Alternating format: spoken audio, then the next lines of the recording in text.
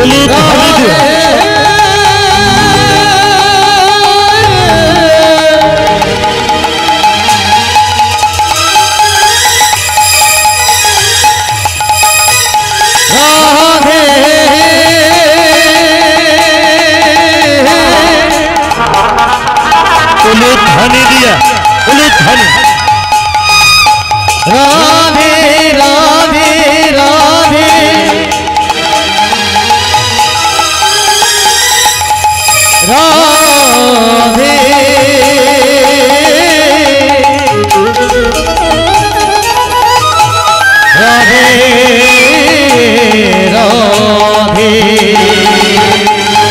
ধনে রাধে রাধে রাধে রাধে রাধে রাধে বলো রাধে রাধে রাধে রাধে রাধে রাধে বলো রাধে রাধে রাধে রাধে রাধে বলো রাধে রাধে রাধে রাধে রাধে রাধে বলো রাধে রাধে রাধে রাধে রাধে রাধে বলো রাধে রাধে রাধে বলো রাধে রাধে বলো রাধে রাধে বলো রাধে রাধে রাধে बोलिए राधा रानी की, राधा रानी की। अच्छा আমার জন্য রাধা রানী কি। ছেলে হলো না না গান্ধারী নয়, কার হলো ছেলে? কুন্তী। কি হলো? কোথায় যাচ্ছে? কি হলো? কোথায় আছে জিজ্ঞেস করো। আর 10টা মিনিট বসতে পারত।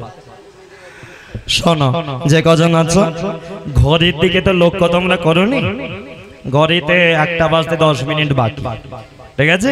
সময় কমেন্ট দিয়ে কেটে গেছে, অতএব আর বেশিক্ষণ কীর্তনটা বাকি নেই। গোটা হাতি গলে গেছে, লেজটুকু বাকি আছে, এখন আর কেউ উঠে ঘরে যাবে না। যদি যাও রাগারাগি আমার সাথে হয়ে যাবে, ঠিক আছে? তোমরা মশার জ্বালায় পালাবে আর আমাকে কালকে শুনতে হবে লোককে বসে রাখতে পারে না। কি তাহলে থাকবো সাদা, আমার থেকে বেশি এদের দাও। যেটা হলো মন দিয়ে শোনো, গান্ধারী গর্ভবতী হলো, কিন্তু সন্তান জন্ম দিল কে জানো? কুন্তী। হ্যাঁ, এবারে কুন্তীটা কে ছিল? আস্তে একটুখানি বলি, কুন্তীটা কে ছিল? ধৃতরাষ্ট্রের ভাইয়ের বউ, পাণ্ডুর স্ত্রী কুন্তী। কুন্তী জন্ম দিয়ে দিল কার? প্রথম বড় ছেলে যুধিষ্ঠির, একে একে ভীম, অর্জুন, আর তার সতীন পাণ্ডুর যে আর একজন স্ত্রী, হ্যাঁ, সে জন্ম দিল আরো 2টো সন্তান, নকুল আর সহদেব। পঞ্চপাণ্ডব হয়ে গেল। তখনও গান্ধারীর গর্ভ প্রসব হচ্ছে না, গর্ভ থেকে সন্তান বাইরে আসছে না। ও মায়েরা, জায়গাটা ভালো করে শুনে নাও। হ্যাঁ, গান্ধারী কি করলো রাগে? এখানে যে কজন আছো খারাপ ভাবা যাই ভাবে, একটা কথা বুঝে দাও, একটা মাই জানে এই গর্ভেতে সন্তান ধরে রাখার কতটা কষ্ট, নাকি? কি গো, ঠিক বললাম? ও মায়েরা, আমার কথাটা একটু ভালো করে শোনো। গর্ভেতে সন্তান ধরে রাখা কতটা কষ্ট একটা মাই জানে, তাই না? এবার এখানে যারা মা হয়েছে আমার কথাটা শুধু বিচার করে বলবে। এক মা তার গর্ভে সন্তানকে কত কষ্ট করে জন্ম দেয়, বড় করে, সন্তান বাইরে আসে, বড় হয়, বিয়েটা করে, সেই ছেলে বড় হয়ে মাকে লাথি মেরে দেয়। কি গো, চারিদিকে এখন ঘরে ঘরে চলছে। যে মা 10 মাস 10 দিন গর্ভে সন্তানকে ধারণ করে, সেই মা যখন বুড়ি হয়ে যায়, ছেলে দেখবে ভুলে যায় আমি একটা সময় কোথায় ছিলাম, বউ পেয়ে মাকে ভুলে গিয়ে মাকে লাথি মেরে বের করে দেয়। এবার আজকে যেখানে আছো একটা কথা বলে যাই, সন্তান জন্ম দেয়া ছেলে খেলা কথা নয়, সন্তান গর্ভে এলে ধরে রাখা ছেলে খেলা কথা নয়। কতটা সাবধানে থাকতে হয়, যে মা সন্তানে জন্ম দিয়েছে সে জানে। আজকে গান্ধারীর গর্ভের ভেতরে সন্তান, কিন্তু জন্ম হচ্ছে না, কষ্টের বুকটা ফেটে যাচ্ছে। তার উপর কুন্তীর একটা একটা করে হয়ে গেল, ওদিকে পঞ্চ পাণ্ডবের জন্ম হয়ে গেল, কিন্তু গান্ধারীর সন্তান হচ্ছে না। একদিন রাগে কি করলো জানো? নিজের ডান হাতটা শক্ত করে ঘুষি পাকালো, মুঠো পাকালো। এই ঘুষিটা ধরে নিজের পেটের উপরে রাগে দুঃখে গর্বের উপরে ওই ঘুষিটা পাকিয়ে জোরে করলো একটা আঘাত। রাগী কষ্টই পেটের উপরে মারতে লাগলো। কে আছিস তুই আমার পেটের ভেতরে? বেরিয়ে আয়। কে আছিস তুই পেটের ভেতরে? বেরিয়ে আয়। মারতে মারতে রক্তপাত হয়ে গেল, গর্ভপাত হয়ে গেল। গর্ভের ভেতর থেকে গান্ধারীর সৃষ্টি হলো, জন্ম দিল একটা মাংস পিণ্ড। গান্ধারী ভাবলো তাহলে ভোলানাথের আশীর্বাদটা ভুল, 101টা সন্তান হবে বললো, 100 খানা ছেলে হবে, একটা মেয়ে হবে, আশীর্বাদ দিল। তার মানে তো রক্তপিণ্ড এসে গেল রাজবাড়িতে। ব্যাসদেব গুরুদেব ব্যাসদেব এসে বলে দিল, গান্ধারী রক্তপিণ্ড আমাকে দাও, থেকে সন্তানের জন্ম দেবো। ওই রক্তপিণ্ডটা নিয়ে গিয়ে ওতে ছিল 101টা সন্তানের ভ্রূণ। সেই 101টা সন্তানের ভ্রূণকে আলাদা আলাদা করে 101টা কলসিতে ভরে দিল। আর 101খানা কলসি থেকে সৃষ্টি হয়েছিল গান্ধারীর 101খানা সন্তান। 100টা ছেলে, একটা মেয়ে। বড় ছেলে দুর্যোধন, তারপরে দুঃশাসন, তারপরে বিকর্ণ। এবারে লীলাটা আরো এগিয়ে নিয়ে যাই, লীলাটা শেষের দিকে মন দিয়ে শুনতে থাকো। দুর্যোধন তাহলে ভোলানাথের কাছে কি চেয়েছিল? রূপবান, দুর্যোধন হয়েছে। ভোলানাথের কাছে চেয়েছিল শক্তিমান, দুর্যোধন হয়েছে। ভোলানাথের কাছে চেয়েছিল টাকা পয়সা থাকবে, তাও হয়েছে। কিন্তু ভোলানাথের কাছে যেটা চাইনি, যে ভক্ত হবে, সেটা দুর্যোধন হয়নি। চাইনি, হয়নি। দুর্যোধন হয়েছে কুলাঙ্গার। বড় হয়েছে, তার 99টা ভাইকে নিয়ে রাস্তায় বেরোয়। ও মায়েরা, সন্ধ্যেবেলা প্রদীপ ডাকাতে বেরোলে সাবধানে থাকবে। দুর্যোধন যদি এসে যায়, ওই প্রদীপের আগুন তোমার গায়ে ঢেলে দিয়ে তোমাকে পুড়িয়ে দেয়। দুর্যোধন এমন অত্যাচার শুরু করে দিল, কেউ যদি হরিনাম করে তার ধরে তার জিভটাকে ধারালো ছুরি দিয়ে কেটে নিত। 100টা ভাইয়ের সাথে কেউ লাগতো না, সবাই মাথা নত করে ভয়ে ভয়ে দিন কাটাচ্ছে। 100 জন দুর্যোধন ভাইয়েরা বড় হয়ে এমন অত্যাচার শুরু করে দিল। একদিন গান্ধারী বলে দিল, দুর্যোধন, তোর পিতা ধৃতরাষ্ট্র বাবাকে নিয়ে আমি আর সঙ্গে সঞ্জয় সঙ্গে নিয়ে আমরা তীর্থস্থানে বেড়াতে যাব। তুই বাবা ততদিন এই হস্তিনাপুরটা একটু দেখাশোনা করবি। যেই বলেছে দুর্যোধন মনে মনে ভাবে, তবে আর কি, আমার মায়ের কথা ভেবে তবু অত্যাচারটা কম করতাম। বাবা মা চলে যাবে আর আমাকে কেউ আটকাতেই পারবে না। দেখবো এরপরে কার বাড়িতে হরিনাম হয়। হ্যাঁ, এই যে তোমরা বসে হরিনাম করছো, দুর্যোধন থাকলে একেবারে রোলার দিয়ে পিষে দিয়ে চলে যাবে। হ্যাঁ, আর তোমরা করতে চাইছো না। ভাবো, দুর্যোধন এখানে গ্রামে নেই বলে তাই। ব্যাস, গান্ধারী চলে গেল ধৃতরাষ্ট্রকে নিয়ে তীর্থস্থানে বেড়াতে। কবে ফিরবে কোনো ঠিক নাই। চলে গেল আর দুর্যোধন অত্যাচার শুরু করলো। এখানে পর্যন্ত শুনলে হস্তিনাপুরের ঘটনা। এবারে ওদিকের কি হলো? ওদিকে মানে আফগানিস্তান। সুবল শকুনিকে একদিন বলে, শকুনি বলো বাবা, মেয়েটাকে দেখতে যাবি? শকুনি বলে, বাবা ও তো যাওয়ার সময় বলেছিল যে আমরা যেন ওর বাড়িতে কোনোদিন না যাই। সুবল বলে, মেয়েরা অমন বলে, তা বলে কি বাবা হয়ে যাব না? চল দেখে আসি। শকুনি বলে, আমারও তো দেখতে ইচ্ছে করছে বোনটাকে, চলো বাবা তাহলে 100 জন যাই। এবারে লীলাটা তোমরা প্রথম থেকে শুনছো, তোমরা বলো গান্ধারীর কটা দাদা ছিল? 100টা। তোমরা কি বলছো?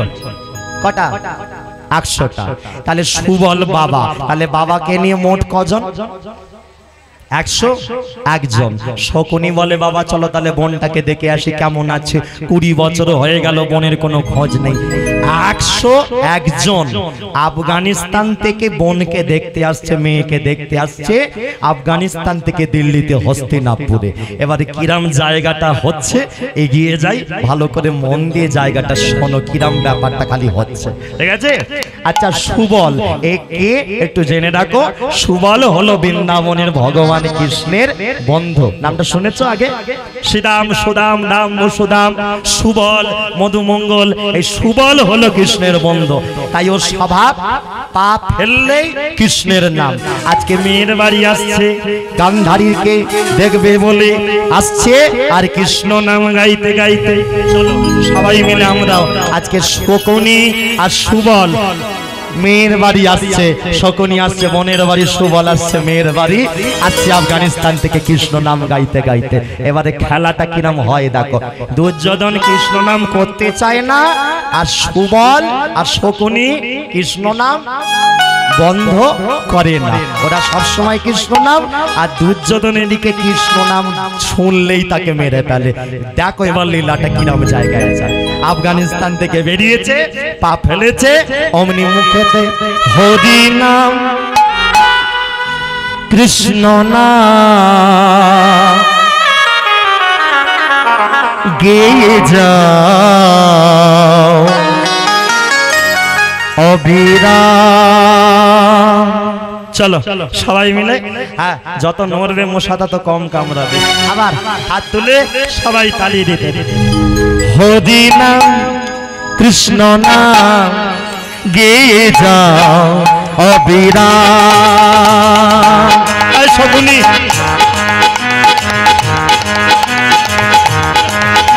হরি নাম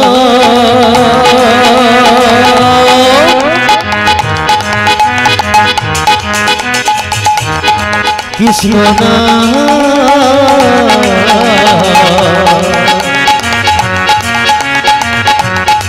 গেয়ে যাও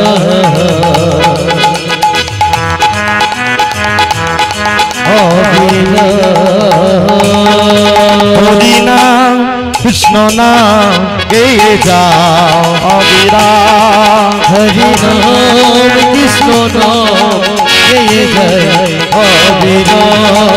কৃষ্ণ নামে সূর্য সম মায়া গভীর অন্ধকার, যাহা কৃষ্ণ তাহা নাই মায়া অধিকার।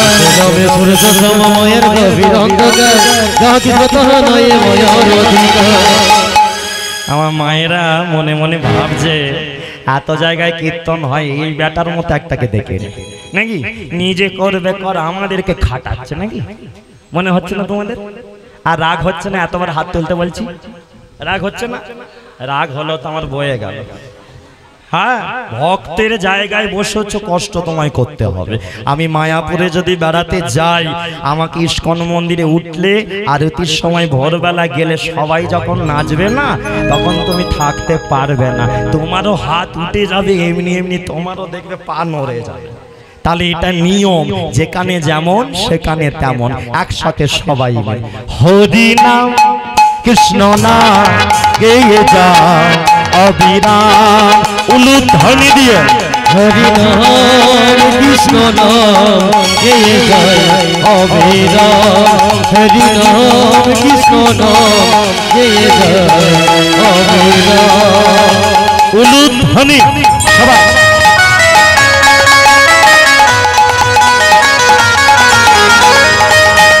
একসাথে আনন্দে